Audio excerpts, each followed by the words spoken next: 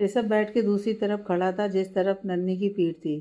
कुछ देर वहां खड़े रहने के बाद ऋषभ एक एक कदम बढ़ाकर दूसरी तरफ चला गया जिस तरफ नन्ही ने अपना चेहरा किया था।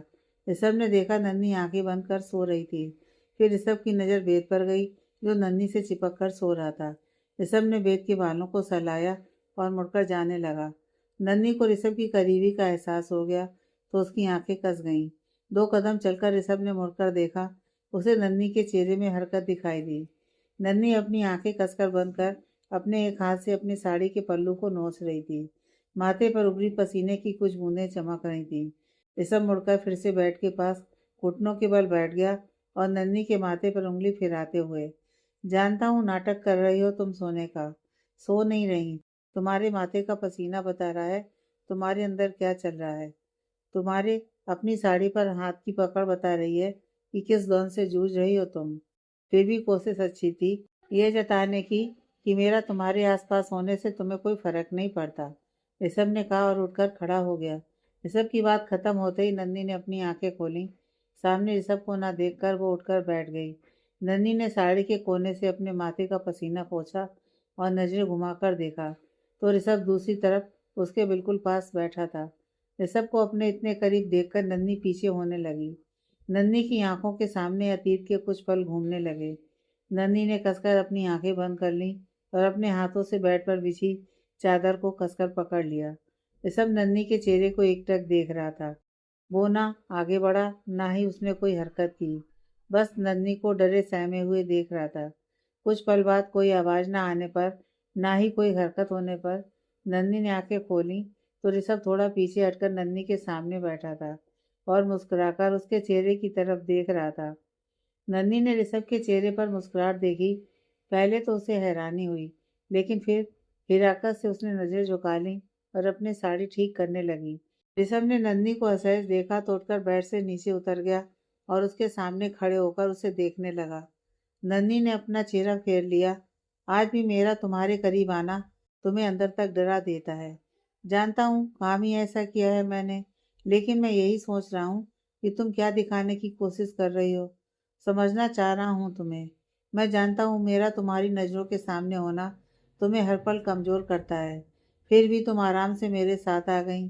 ऐसे जता रही हो जैसे तुम्हें कोई फ़र्क नहीं पड़ता। मेरा तुम्हारे आसपास होना तुम्हारे लिए कोई मायने नहीं रखता। ना रोना धोना किया, ना कुछ कहा।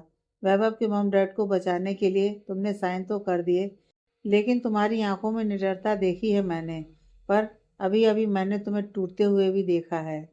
तुम्हारे माथे का पसीना आंखों का डर बता रहा है कि तुम यहाँ किस तरह हो, किस तरह रह रही हो। पर तुम डरो मत, पति हूँ तुम्हारा। इस बार तुम्हें कोई चोट नहीं पहुँचाऊंगा।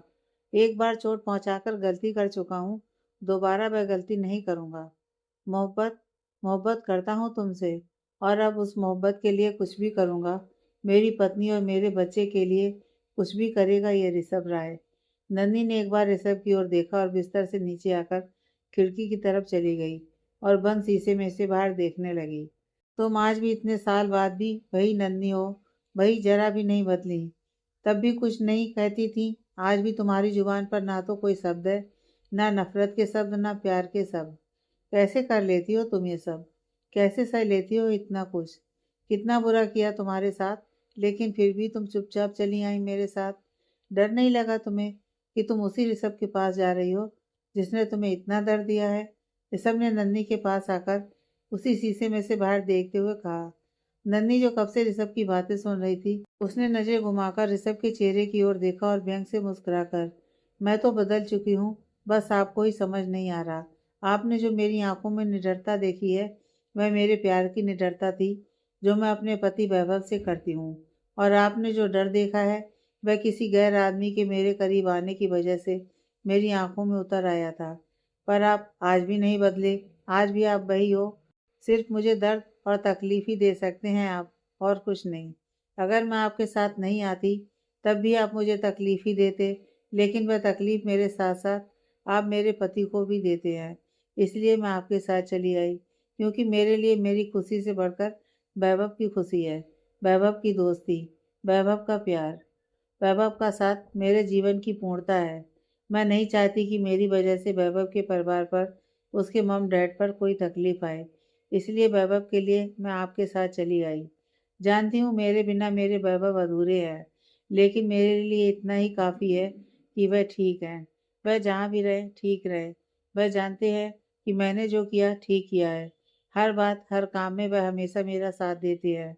और आपके साथ शायद मैं इसी जन्म में रहूँगी, लेकिन अगले हज़ारों जन्म तक मैं सिर्फ अपने वैभव के साथ रहूँगी। इसलिए आपके साथ चली आई। पत्नी बनाकर ज़बरदस्ती ले आए हैं आप मुझे यहाँ। ज़बरदस्ती डरा धमकाकर पेपर पर साइन करवा लिए आपने। तो अभी आपको पहले की तरह पूरा हक है। अपनी पत्नी पर आप अपना हक आजमा सकते हैं। क्योंकि 6 साल पहले भी जब आपकी पत्नी बनी थी, तब आपको सारे हक दिए थे। लेकिन तब आप मुझे अपनी पत्नी का हक नहीं दे पाए। सिर्फ एक चीज़ समझा आपने मुझे, और आज मैं मन से सिर्फ वैभव की पत्नी हूँ, वैभव की दोस्त, वैभव की प्रेमिका हूँ। मेरी आत्मा वैभव के पास है। आपके पास तो सिर्फ एक बेजान जिस्म आया है, जिसके साथ आप अपनी चाहत के अनुसार व्यवहार कर सकते हैं, नोच सकते हैं, तोड़ सकते हैं, मैला कर सकते हैं। पर एक बात याद रखिएगा, इस बार भी जिस पल आप मुझे छुएंगे, सिर्फ एक जिस्म को छू रहे होंगे। उसमें ना तो आत्मा होगी, ना कोई जज्बात, ना कोई दर्द, ना कोई तकलीफ। क्योंकि तकलीफ़ों से बहुत परे जा चुकी हूँ मैं। बोलते वक्त नन्ही के होंठ काँप रहे थे, जिस्म बेजान हो चला था। लेकिन फिर भी ये सब बातें नन्ही ने ऋषभ की ओर जलती हुई निगाहों से देखते हुए कही। नन्ही की बातें सुनते ही ऋषभ की मुट्ठियाँ कस गईं, आंखें गुस्से से लाल हो चुकी थीं, जैसे अभी नन्ही को अपनी आंखों में भरे गुस्से से भस्म कर देगा। ऋषभ ने एक पल को अपनी आंखें बंद की और फिर झटके से खोलकर नन्ही के कंधे पर अपनी पकड़ मजबूत बनाते हुए उसे खिड़की के कांच से टिका दिया। गैर हूं मैं तुम्हारे लिए, और वो वैभव तुम्हारा अपना। तुम मुझे गैर कह रही हो, जिसके बच्चे की तुम माँ हो। उस आदमी को गैर कह रही हो तुम सिर्फ मेरी हो, ऋषभ की। बहुत गलत किया तुम्हारे साथ, और उसकी सजा मैं पा चुका हूँ। 14 साल तक अपने बेटे से दूर रहा, तुमसे दूर रहा, मौत के मुंह से वापस आया हूँ। जानती हो क्यों? क्योंकि भगवान भी जानता है कि नंदी सिर्फ ऋषभ की है और किसी की नहीं। इसलिए तो देखो, आज भी जिस वैभव को तुम अपने दिल में बसाने की बात कर रही हो ना, जिसके पास तुम्हारी आत्मा है, दिल है तुम्हारा उसके पास, और उसका दिल तुम्हारे पास। पति है ना वो तुम्हारा, पति कहती हो उसे, लेकिन वही पति आज तक तुम्हें छू नहीं पाया, तुम्हारे जिस्म में नहीं उतर पाया, क्योंकि पति का हक सिर्फ मेरा है।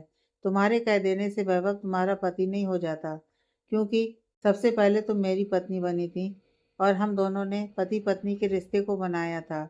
भले ही मुझसे गलती हुई है, मैंने ज़बरदस्ती की तुम्हारे साथ, लेकिन मेरे बेटे की माँ तुम हो। तुमने जिस बच्चे को जन्म दिया वो ऋषभ राय का अंश है, यानी कि मेरा अंश। और फिर भी तुम कहती हो कि वह पति है तुम्हारा। मार दूंगा उसे, इस बार वह मरेगा। नन्ही ने अपनी पूरी ताकत समेटकर ऋषभ को दूर धकेल दिया और अपने सीने पर हाथ रखकर हाँफने लगी। ताकत? बस अपनी मर्दानगी की ताकत आजमाना चाहते हैं आप? कोई फर्क नहीं पड़ता आपको किसी के दुख तकलीफ से, किसी के दर्द से, ये तो जानती हूँ। फिर भी अपने मुंह से ये कहना कि आपने गलती की है और दोबारा उस गलती को नहीं दोहराएंगे, मुझे तो यकीन ही नहीं हो रहा है। कहते भी हैं और फिर से उसी बातों को दोहराने की कोशिश भी करते हैं। अपनी ही बातों पर आप कभी अडिग नहीं रह पाए। जोर ज़बरदस्ती, मारना, धमकी देना, यही कर सकते हैं आप। मुझे कोई ताज्जुब नहीं हुआ, क्योंकि आपके लिए ये बहुत मुश्किल है। मैं आपके सामने रहूं, आपके साथ रहूं, और आप मुझ पर हक ना जताओ, ज़बरदस्ती ना करो। ये तो हो ही नहीं सकता। ठीक कह रही हूँ ना मैं? और आप क्या जानते हैं मेरे और वैभव के रिश्ते के बारे में? हाँ, नहीं छुआ वैभव ने मुझे, क्योंकि छूने की ज़रूरत ही नहीं लगी।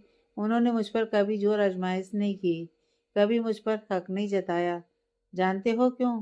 क्योंकि दिल से प्यार करते हैं वह मुझे, मोहब्बत दिल से करते हैं।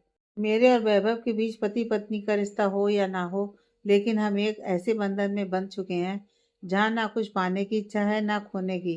और आप तो हमारे रिश्ते की बात नहीं करें तो बेहतर है। कभी अपने रिश्ते को आप संभाल नहीं पाए।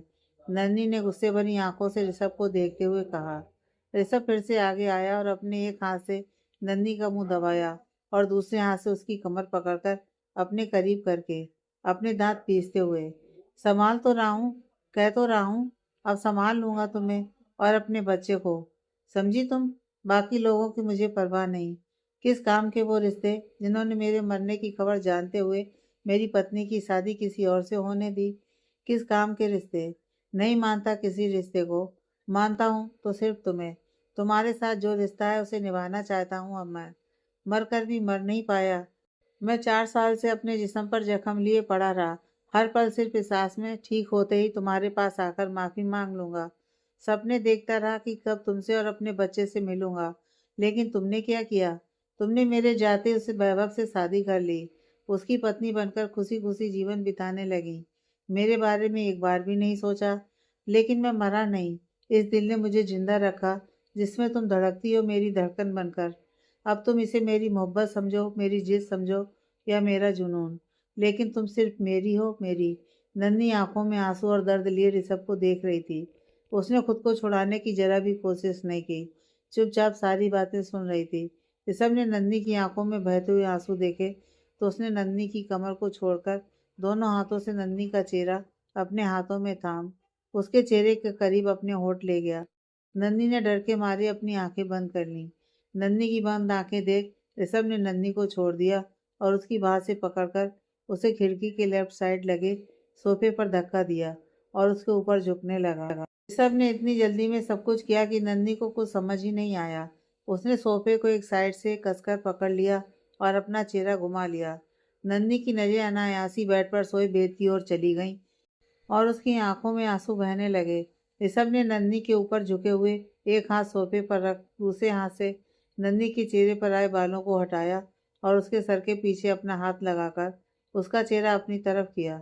नन्ही ने गुस्से में ऋषभ की आंखों में देखा और फिर नजरें फेरकर बेद की ओर देखने लगी। ऋषभ ने नन्ही की नजरों का पीछा किया। उसकी नज़र सोए हुए बेद पर पड़ी। ऋषभ उठा और नन्ही को अपनी बाहों में उठाया और बाथरूम की ओर ले गया।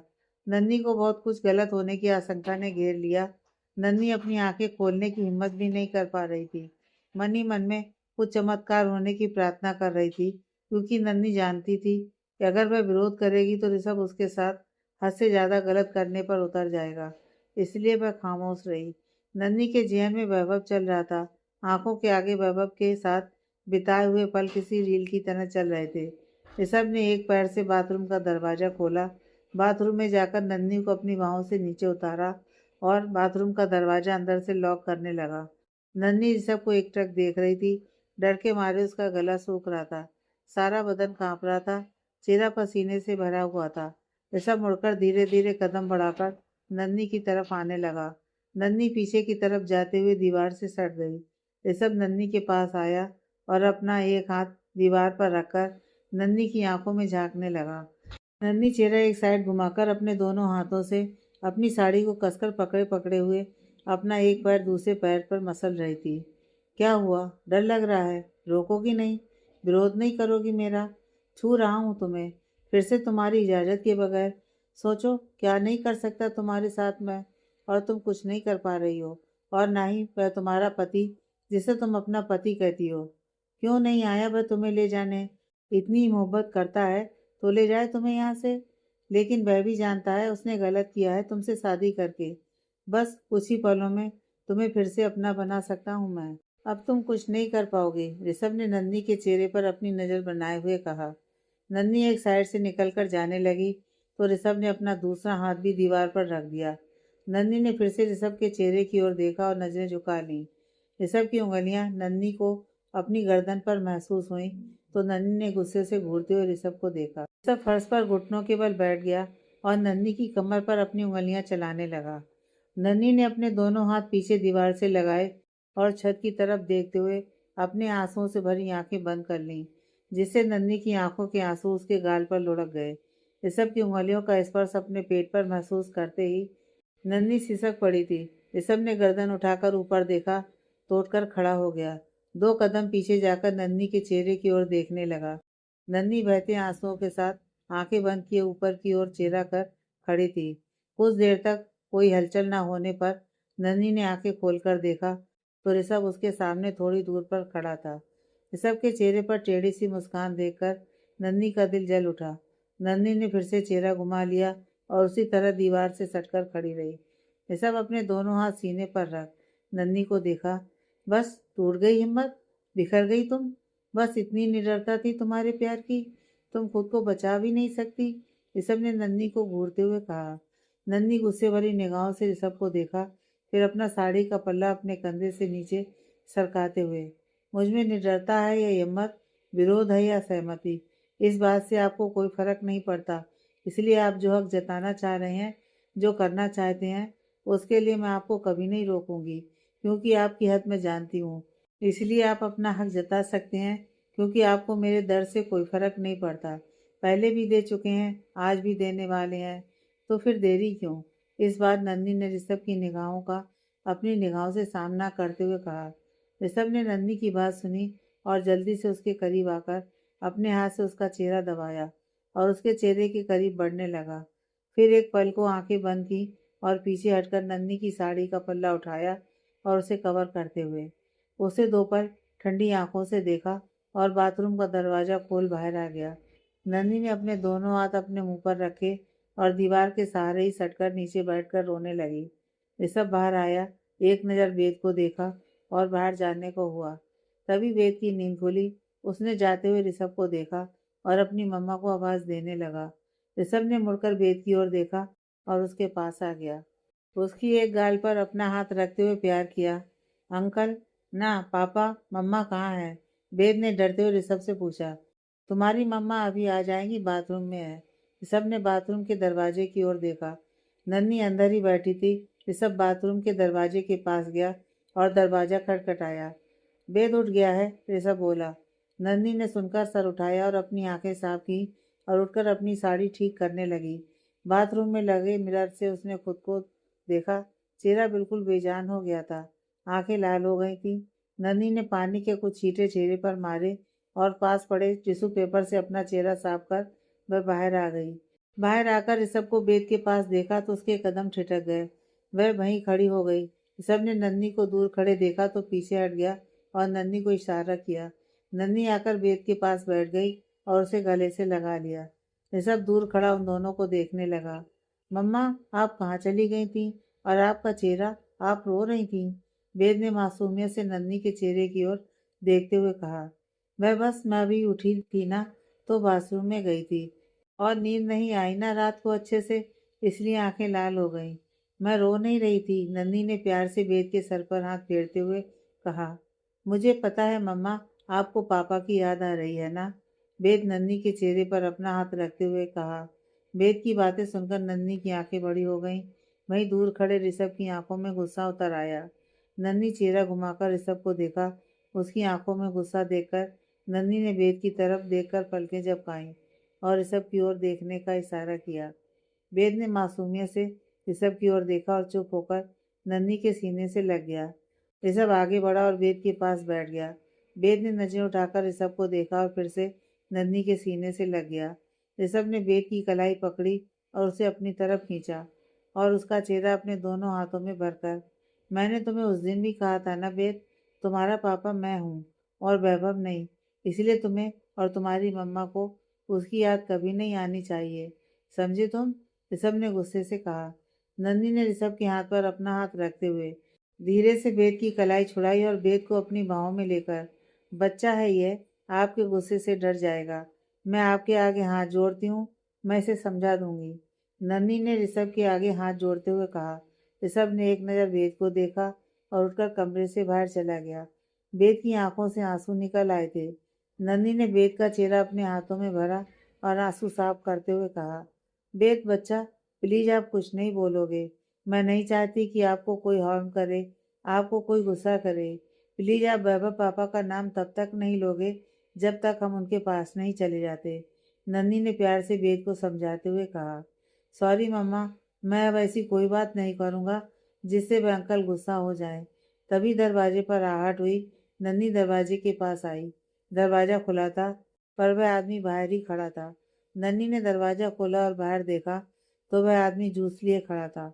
उसने सर झुकाते हुए नन्ही से कहा, मैम, सर ने जूस भेजा है आपके लिए और बाबा के लिए। नंदिनी ने उसके हाथ से ट्रे पकड़ ली और आदमी सर झुकाकर वापस चला गया। नंदिनी ने देखा वहां आसपास गैलरी बनी हुई थी।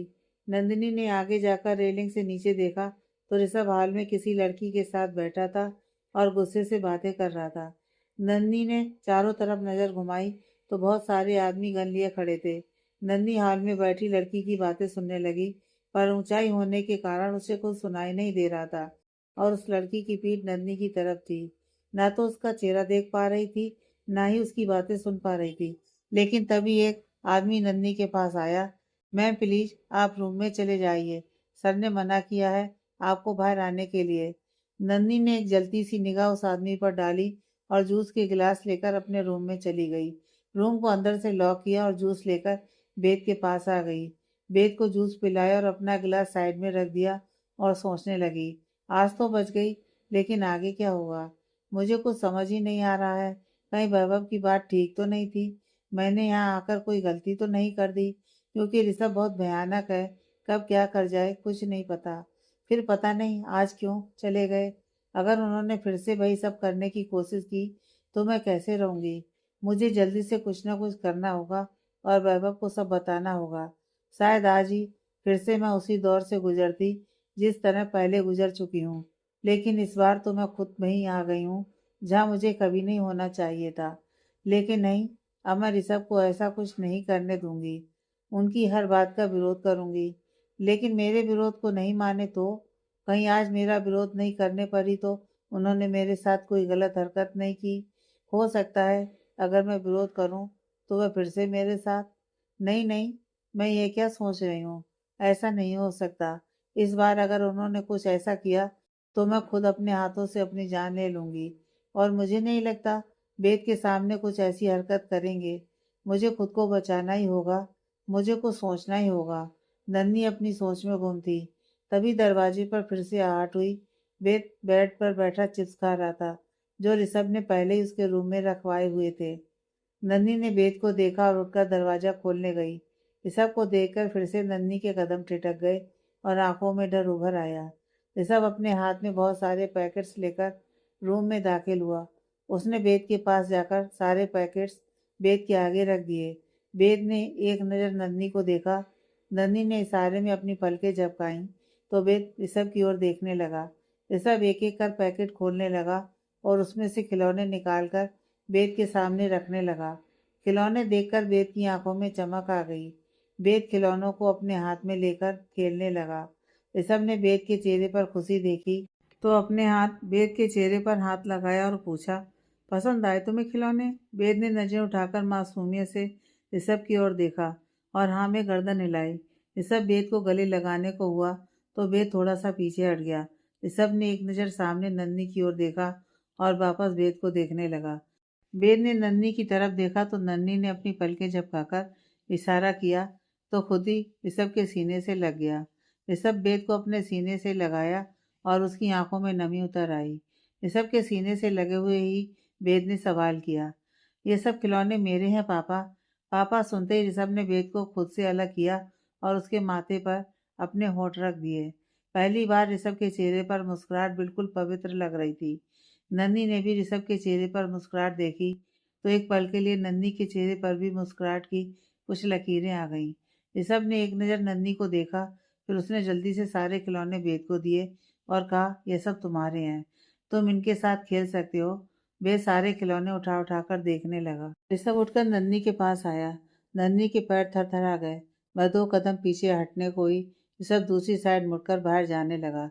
नन्ही ने राहत की सांस ली, लेकिन अगले ही पल ऋषभ नन्ही के कान के पास अपने होंठ लाकर बोला, हो गया एक पल के लिए कमजोर, जब अपने बेटे से अपने लिए पापा सुना और खुद से वो मेरे सीने से लगा। लेकिन इसका मतलब यह नहीं कि मेरा दिल पसीज गया तुम्हारे लिए। अगर तुम ऐसा सोच रही हो, तुम गलत सोच रही हो। तुम दोनों को भी यही रहना है। खिलौने लेकर आया हूँ, लेकिन मुझे खिलौना समझने की कोशिश मत करना। इसलिए कुछ भी करने की खेल खेलने की कोशिश मत करना, वरना मुझे अपना भयानक रूप दिखाने में एक पल भी नहीं लगेगा। वेद प्यार से रहेगा तो ठीक है, वरना उसके साथ भी मुझे ज़बरदस्ती करनी पड़ेगी, क्योंकि तुम दोनों को अपने पास रखने के लिए मैं कुछ भी कर सकता हूँ। आज तुम्हारे करीब नहीं आया क्योंकि मोहब्बत हो गई है तुमसे, बहुत ज़्यादा मोहब्बत। पाना चाहता हूँ तुम्हें, लेकिन अब तुम्हारी मर्जी के साथ, तुम्हारे विरोध या मजबूरी के साथ नहीं। और कुछ देर पहले जो तुम रेलिंग के पास बाहर देख रही थी, उससे ज़्यादा कुछ सोचने या करने की ज़रूरत नहीं तुम्हें। मेरी नज़र हर पल तुम पर है। कपड़े लेकर आया हूँ तुम्हारे लिए और वेद के लिए। कुछ और चाहिए तो सुबह तुम्हारे पास एक लड़की आएगी, उसे बता देना, जो भी चाहिए होगा, हाजिर हो जाएगा। सुबह इस रूम में टीवी का अरेंजमेंट भी हो जाएगा, क्योंकि इस बंद कमरे में रहने के लिए कुछ तो एंटरटेनिंग होना चाहिए, जिससे तुम अपना टाइम पास कर सको। बाहर आने की तुम्हें बिल्कुल इजाज़त नहीं है। सब ने बेड पर पड़े हुए लिफाफे की तरफ इशारा करते हुए कहा। पहन लो। और कहने के बाद ऋषभ सीधा बाहर निकल गया। नन्ही ने जाते हुए ऋषभ को देखा और जाकर दरवाज़ा लॉक कर दिया और दरवाजे से पीठ लगाकर खड़ी हो गई। वेद खिलौने के साथ खेलने में मगन था। नन्ही वेद के पास आई तो वेद ने खुशी खुशी नन्ही को सारे खिलौने दिखाए। वेद को खुश देखकर नन्ही के चेहरे पर भी मुस्कुराहट आ गई। वेद खिलौने से खेलने लगा। नन्ही ने वह पैकेट उठाया और बाथरूम में चली गई। नन्ही ने पैकेट खोलकर देखा तो उसमें फॉर्मल नाइटवियर थे। नन्ही चेंज करने लगी तो थोड़ी देर पहले हुए दृश्य उसकी आंखों के सामने आने लगे। नन्ही के माथे पर पसीने की कुछ बूंदें उभर आईं। जल्दी से उसने कपड़े चेंज किए और बाथरूम से बाहर आ गई। वेद ऋषभ की लाई हुई वीडियो गेम खेल रहा था। नन्ही ने छुपाया हुआ अपना फ़ोन निकाला और वैभव का नंबर डायल किया। दूसरी तरफ फ़ोन बजते ही वैभव ने जल्दी से फ़ोन कान से लगाया। तुम ठीक हो नन्ही? वेद कैसा है? तुम कुछ बोल क्यों नहीं रही? तुम दोनों ठीक हो ना? उस ऋषभ ने तुम दोनों के साथ कुछ किया तो नहीं? नन्ही तुम चुप क्यों हो? उसने कुछ गलत तो नहीं किया? आप कुछ बोलने दोगे तभी तो कुछ बता पाऊंगी ना। नन्ही धीमी आवाज में कहा। हाँ बोलो नन्ही, मैं ठीक हूँ वैभव, आप चिंता मत कीजिए। वेद भी बिल्कुल ठीक है, उन्होंने कुछ नहीं किया। तुम सच कह रही हो ना? मुझे बहुत डर लग रहा है नन्ही, तुम्हें वहां नहीं जाना चाहिए था। डरने की कोई बात नहीं है वैभव, जल्दी ही हम फिर से मिलेंगे। मुझे कुछ वक्त दीजिए वैभव, क्योंकि यहाँ पर बहुत पहरा है। मुझे कुछ पता नहीं कि मैं कहाँ हूँ। जैसे मुझे मौका मिलेगा मैं देखने की कोशिश करूँगी, जानने की कोशिश करूँगी कि मैं कहाँ पर हूँ। तुम चिंता मत करो नन्ही, मैं भी कोशिश कर रहा हूँ पता करने की। पुलिस ऋषभ को हर जगह ढूंढने की कोशिश कर रही है। जब तुम जा रही थी तुम्हें बताना चाहिए था, हम उसका पीछा करके उसे पकड़ सकते थे। जानती हूँ, लेकिन मैं ऐसा नहीं कर सकती थी, क्योंकि ऋषभ को पता चल जाता तो वह राय फैमिली को नुकसान पहुंचा सकता था। लेकिन अभी मैं उसके साथ रहकर यहाँ उसके बारे में खोज खबर लेने की कोशिश कर रही हूँ। मैं तुम्हारा नंबर ट्रैक करने की कोशिश कर रहा हूँ, तुम भी अपनी तरह से पूरी कोशिश करो। लेकिन सावधानी से, इस सब को कुछ भी गलत करने का मौका मत देना। बेग कहाँ है नन्ही? मेरे सामने है, खेल रहा है टॉयज के साथ। जानती हूँ आप बात करना चाहते हैं, लेकिन मैं आपसे बात नहीं करा सकती, क्योंकि मैं नहीं चाहती कि गलती से भी वो ऋषभ या किसी और के सामने ये बात बोल दे। समझ सकता हूँ, तुम बस अपना और बेद का ख्याल रखना। जी, रखती हूँ अब। आप भी अपना ख्याल रखना, नन्ही ने भावुक होते हुए कहा और फ़ोन काट दिया। दूसरी तरफ फ़ोन करते ही वैभव की आंखों में नमी आ गई। उसने जल्दी से पुलिस को फ़ोन लगाया और दूसरी तरफ से फ़ोन उठते ही, और कितना वक्त लगेगा आपको? आप जानते नहीं हैं नन्ही किस खतरे में है। वहाँ पर वेद है, वहाँ वह इंसान कुछ भी कर सकता है। जल्दी से जल्दी ढूंढने की कोशिश कीजिए। जी मिस्टर व्यास, हम पूरी कोशिश कर रहे हैं। जल्दी हम उस तक पहुंच जाएंगे। ये सब बहुत शातिर है। जहाँ जहाँ तक सीसीटीवी है, वह एक गाड़ी में गया है और आगे जाकर उसने वह गाड़ी बदल दी है। इसलिए हम पता नहीं लगा पा रहे हैं, पर जल्दी ही उसका पता चल जाएगा। आपकी पत्नी और आपका बच्चा सही सलामत आपके पास पहुंच जाएंगे। भरोसा रखिए हम पर।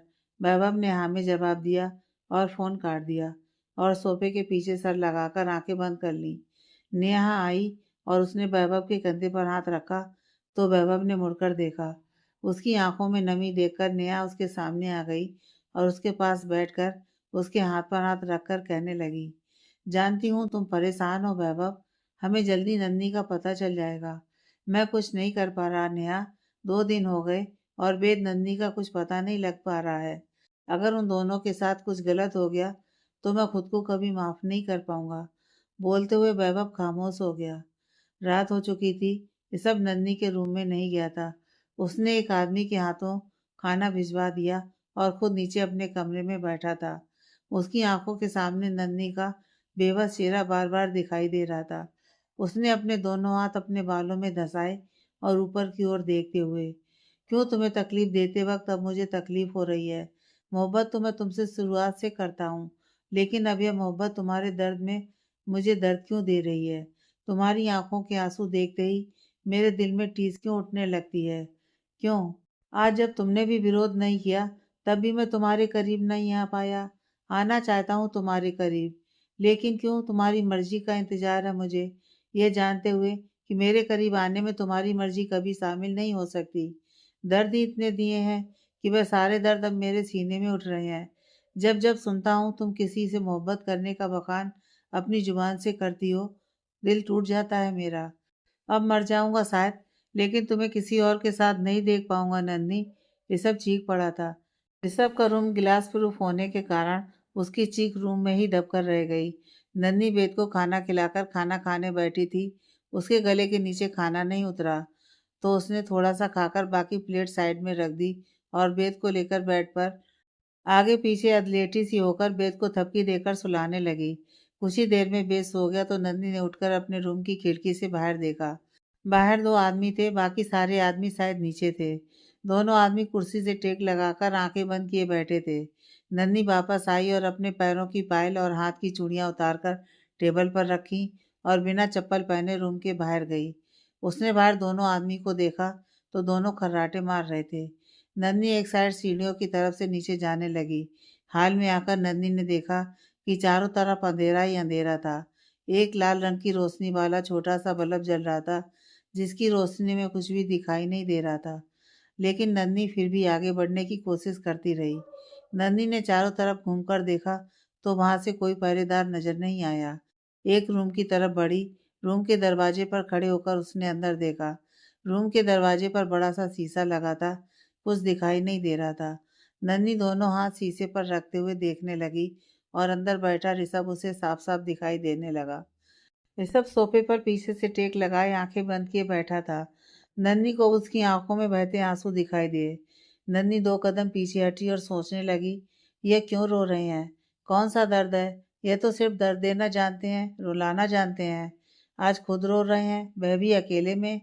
कर्म ही ऐसे किए हैं, पास कोई चुप कराने वाला भी नहीं है। ऋषभ के शून्य भाव चेहरे पर देख एक पल नन्ही ठहर सी गई। दिल में टीस उठी, धड़कन ने शोर मचा दिया। लेकिन अगले ही पल उसने सर झटक दिया। लेकिन मुझे क्या? मुझे जल्दी से सब तरफ देखना होगा। राय फैमिली कहाँ है? इससे पहले ऋषभ को पता चले, नन्ही वापस मुड़ते हुए और बाकी कमरों का मुआयना करने लगी। जैसे ही नन्ही एक बड़े से रूम के छोटे से दरवाजे के पास पहुंची, तभी किसी ने उसके कंधे पर हाथ रख दिया। नन्ही ने डर के मारे अपनी आंखें बंद कर लीं।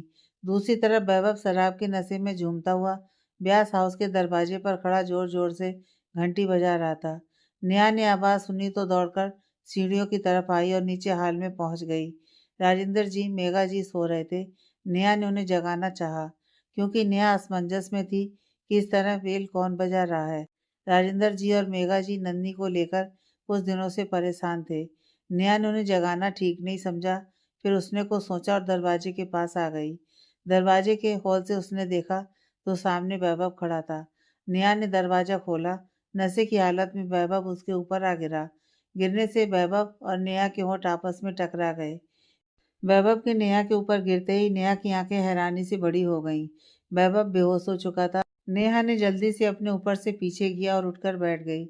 उसने 2-3 बार वैभव के चेहरे पर थपकी देकर उसे उठाने की कोशिश की, लेकिन वैभव नहीं उठा। नेहा जल्दी से किचन की तरफ भागी और गिलास में पानी लेकर आई और वैभव के मुंह पर पानी के छींटे मारने लगी। वैभव को हल्का सा होश आया तो उसे सामने नेहा के रूप में उसे नन्ही दिखाई दे रही थी। वैभव उठने की कोशिश करने लगा। नशे की वजह से वो उठ नहीं पा रहा था। नेहा ने हाथ बढ़ाकर उसे उठाया। वैभव नेहा के चेहरे में नन्ही को देखकर मुस्कुरा रहा था। नेहा ने धीरे धीरे वैभव को उठाया और सोफे के पास ले जाकर सोफे पर बिठा दिया। नेहा मुड़ने को हुई तो वैभव ने उसकी कलाई पकड़ ली। नेहा ने हैरानी से पीछे मुड़कर देखा। आई लव यू नन्ही, बहुत प्यार करता हूँ तुमसे। वैभव नशे की हालत में नेहा की ओर देखकर बोल रहा था। वैभव के मुंह से यह शब्द सुनते ही नेहा की आंखों में नमी आ गई। वैभव ने नेहा का हाथ पकड़ उसे अपनी तरफ खींचा। नेहा वैभव के ऊपर गिर गई। वैभव ने नेहा के चेहरे पर आए हुए बाल अपनी उंगलियों से उसके कान के पीछे करते हुए उसके चेहरे के करीब होने लगा और उसके होठों पर होठ रख दिए। नन्ही को अपने कंधे पर किसी का हाथ महसूस होते ही उसकी आंखें डर से बंद हो गईं। नन्ही की हिम्मत ही नहीं बची थी कि वो पीछे मुड़कर देख सके। तभी किसी ने अपने कोमल हाथों से नन्ही के चेहरे को अपने हाथों में थाम लिया। नन्ही ने आंखें खोलकर देखा तो सामने साधना को देखकर नन्ही की आंखों में हैरानी और खुशी के भाव छलक गए।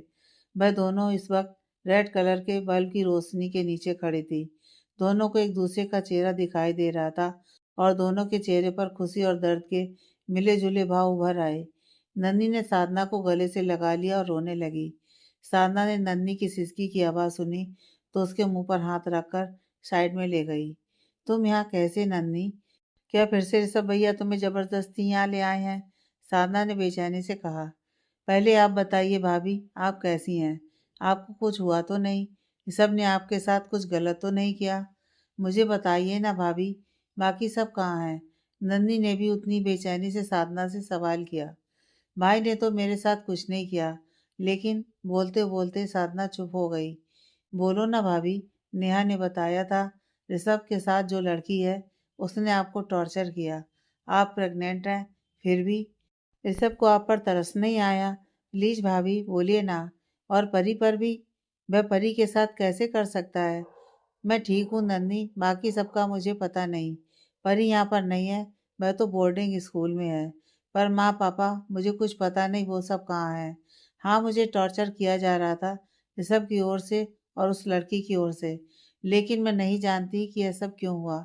कितने दिनों बाद आज मेरी तबीयत कुछ ठीक हुई है। मुझे सबसे अलग रखा गया है। पहले की तरह अब मुझे इंजेक्शन नहीं दिए जाते। काफ़ी दिन तक मुझ में लगाए गए इंजेक्शन का नशा रहता है, इसलिए मैं अभी थोड़ी देर पहले ही होश में आई तो खिड़की से बाहर निकलकर बाकी सबसे मिलने के लिए निकली। लेकिन मैंने अभी तुम्हें यहाँ देखा तो तुम्हारे पास चली आई। तुम यहाँ कैसे नन्ही? वैभव कहाँ है? कब से हो तुम यहाँ? साधना एक साथ सारे सवाल किए जा रही थी। नन्ही एक बार फिर साधना के गले लग गई तो साधना ने भी उसे कसकर गले लगा लिया। दोनों कुछ देर रोती रहीं। फिर नन्ही ने साधना को हटाते हुए पूछा, कौन है वह लड़की भाभी जो इन सब में ऋषभ का साथ दे रही है? पहले तो मुझे लगा था कि वह नेहा है, लेकिन नेहा ने मुझे सब बता दिया। आपने तो उसे देखा होगा। कौन है वह लड़की जो आपको नशे के इंजेक्शन दे रही है? नन्ही का सवाल सुनते ही नेहा की आंखें डर से बड़ी हो गईं। अभी मैं तुम्हें कुछ नहीं बता सकती नन्ही। अगर हम दोनों को किसी ने देख लिया तो पता नहीं क्या करेगा, इसलिए तुम जाओ, मैं देखती हूँ। मैं कोशिश करती हूँ सब कुछ पता करने की। वह सब भी यहीं हैं। नहीं भाभी, मेरे पास ज़्यादा वक्त नहीं है। मुझे भी जल्द से जल्द आप सबको यहाँ से निकालना है और वैभव को यहाँ का पता बताना है।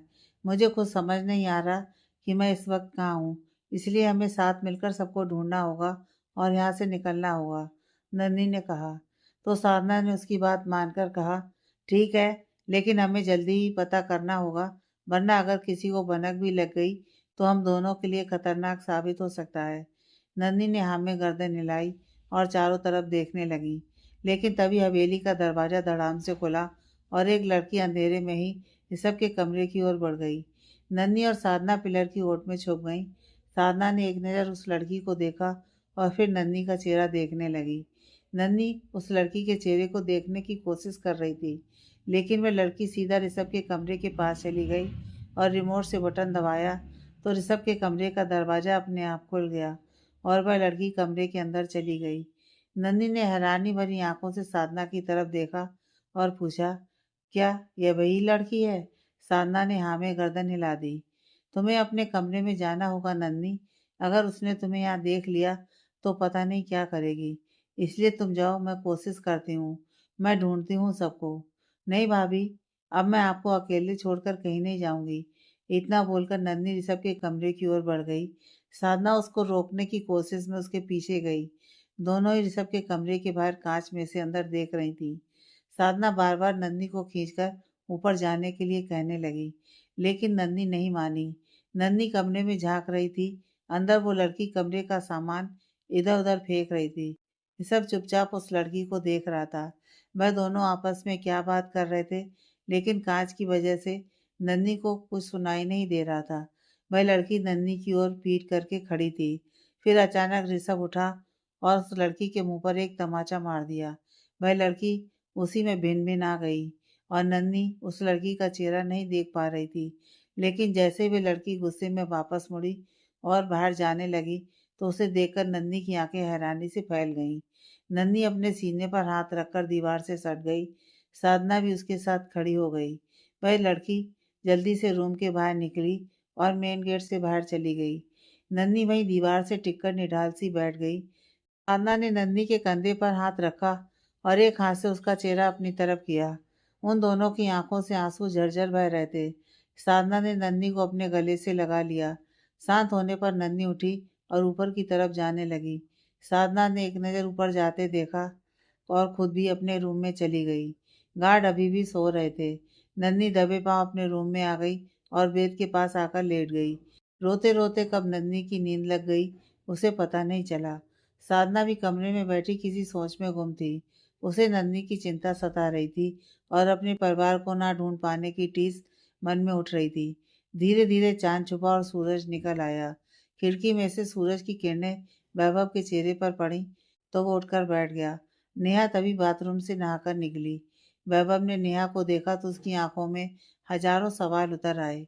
नेहा शीशे के सामने खड़े होकर बाल सुखाने लगी। वैभव उठा और नेहा के पास आकर उसकी कलाई पकड़कर अपनी तरफ घुमाया। नेहा वैभव की आंखों में देखने लगी। नेहा का इस तरह देखना वैभव के मन में चिढ़ पैदा कर रहा था। वैभव ने अपने दोनों हाथों से नेहा के दोनों कंधों पर जोर बनाते हुए कहा, तुम इस तरह मेरे रूम में क्या कर रही हो नेहा? तुम्हारी हिम्मत कैसे हुई नन्ही की साड़ी पहनने की? वैभव ने जलती निगाहों से नेहा को देखते हुए सवाल किया। नेहा अपने दोनों हाथों से वैभव के हाथ अपने कंधे से हटाते हुए फिर से घूमकर मिरर की तरफ देखने लगी। मिरर में देखते हुए ही नेहा ने कहा, यहाँ नहीं तो कहाँ जाऊंगी? तुम तो रात होश में भी नहीं थे। तुम्हें कहाँ कुछ याद होगा? जिस हालत में मैं थी उस हालत में इस रूम से नहीं निकल सकती थी, इसलिए नहाकर नन्ही की साड़ी पहन ली। तुम कहना क्या चाहती हो नेहा? तुम्हें लगता है कि तुम्हारा ये सब कहने से मैं तुम्हारी बात सच मान लूँगा? तो तुम बहुत बड़ी गलतफहमी में हो, क्योंकि मैं चाहे नशे में भी रहूँ, अभी नन्ही के अलावा मुझे और किसी की करीबी का ख्याल भी नहीं आएगा। इसलिए मुझे तुम्हारी बातों पर यकीन नहीं। वैभव ने शीशे में नेहा का चेहरा देखते हुए कड़वाहट के साथ कहा, और मुझे तुम्हें यकीन दिलाने में जरा भी इंटरेस्ट नहीं है वैभव। मैं जा रही हूँ, कहकर नेहा बाहर की ओर बढ़ गई। वैभव नेहा की कलाई कसकर पकड़ते हुए, पता नहीं क्यों मुझे तुम पर जरा विश्वास नहीं है, क्योंकि सब कुछ जानते हुए भी तुमने हमें कुछ नहीं बताया और तलाक पेपर पर साइन लेकर भी तुमने नन्ही को वहाँ जाने दिया। फिर भी नन्ही के वहाँ जाने के फैसले पर भी मुझे कुछ नहीं बताया, और अब मेरे नशे में होने का फ़ायदा उठाकर तुम मेरे रूम में पहुंचकर मेरी नन्ही की जगह लेने की कोशिश कर रही हो। कहीं ये सब तुम्हारी साजिश तो नहीं? लेकिन एक बात सुन लो, नन्ही की करीबी मुझे किसी और के करीब नहीं जाने देगी, फिर चाहे मैं नशे में हूँ या पूरे होशो हवास में। नेहा ने गुस्से से वैभव की ओर देखा और हाथ छुड़ाकर नीचे चली गई। वैभव ने गुस्से में आकर जोर से खिड़की पर हाथ मारा, जिससे उसके हाथ में चोट लग गई। लेकिन वह दर्द को भूलकर रात के बारे में सोचने लगा। काफ़ी देर याद करने के बाद भी उसे कुछ याद नहीं आया तो उसने किसी को फ़ोन किया। कुछ देर बात करने के बाद उसने फ़ोन काटा और अपना एक हाथ बालों में धंसाकर कुछ सोचने लगा। क्या सच में कल रात नेहा के साथ मैंने कुछ? नहीं, मैं नन्ही के अलावा किसी का नहीं हो सकता। मैं ये गलत हरकत कभी नहीं कर सकता। लेकिन मुझे कुछ याद क्यों नहीं आ रहा? नन्ही को दरवाजे पर खटखटाने की आवाज़ आई तो उसकी नींद खुली। उसने जल्दी से अपना दुपट्टा उठाया और दरवाजे पर आकर दरवाज़ा खोला। सामने ऋषभ खड़ा था। ऋषभ को देखते ही नन्ही वापस मुड़कर बेड के पास आकर बैठ गई। ऋषभ भी नन्ही के पास जाकर खड़ा हो गया। नन्ही ने ऋषभ को देखा और उठकर खिड़की के पास चली गई। ऋषभ भी उसके पीछे खिड़की के पास चला गया। काफी देर चुप रहने पर नन्ही ने कहा, कुछ कहना चाहते हैं? नन्ही की आवाज़ सुनकर ऋषभ नन्ही के बराबर खड़े होकर खिड़की से पीठ लगाकर उसके चेहरे को घूरने लगा।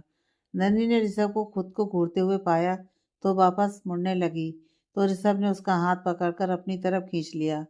नन्ही के बदन में फिर से कपकपी उठ गई। मेरे मना करने के बाद भी तुम नहीं मानी।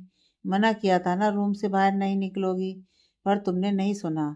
ऋषभ ने नन्ही की कलाई पर अपनी पकड़ बनाते हुए कहा। ऋषभ की बात सुन नन्ही ने डर के मारे आंखें उठाकर ऋषभ की ओर देखा और फिर नजरें झुका ली। अब तो मैं आपके पास हूँ आपके साथ रहने के लिए भी तैयार हूँ। तब भी आपने साधना भाभी और बाकी सबको यहाँ क्यों रखा है? नन्ही ने नज़र झुकाई ही ऋषभ से सवाल किया। यह सब तुम्हें जानने की ज़रूरत नहीं है। वह मेरी फैमिली है, मैं उन्हें अपने पास रखूँ या दूर, इस बात से तुम्हें कोई लेना-देना नहीं होना चाहिए। तुमसे जो कहा गया है तुम सिर्फ वही करोगी। इसलिए अगर तुम नहीं चाहती कि मैं साधना भाभी को और टॉर्चर करूं, आज के बाद इस रूम के बाहर निकलने की भी हिम्मत मत करना।